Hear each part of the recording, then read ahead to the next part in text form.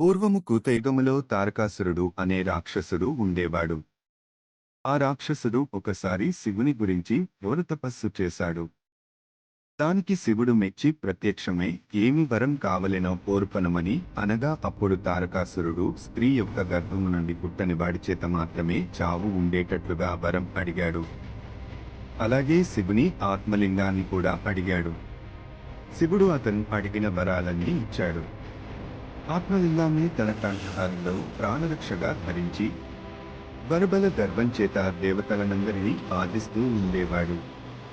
అప్పుడు దేవతలందరూ వెళ్లి విష్ణుమూర్తిని ప్రార్థిస్తే స్త్రీ యొక్క గర్భము నుండి పుట్టనివాడు ఎవరు అని ఆలోచించగా కుమారస్వామి అని తెలిసినది. అప్పుడు ఆ తారకాసురుని మీదకు కుమారస్వామిని యుద్ధములకు పంపించారు. కుమారస్వామి తన శక్తి ఆయుధముతో తారకాసురుని కంఠంలో ఉన్న ఆత్మలింగాన్ని ఛేదించాడు. దాంతో ఆ ఆత్మలింగం 5 ముక్కలుగా పడింది. ఆ భాగాలలో ఒకదానిని క్షీరపురి, ఇప్పటి పాలకొల్లులో, రెండవది ద్రాక్షారామంలో దక్షుడు, మూడవది సామర్లకోటలో కుమారస్వామి, నాలుగవది భీమవరంలో చంద్రుడు, ఐదవది అమరావతిలో ఇంద్రుడు ప్రతిష్ఠ చేశారు.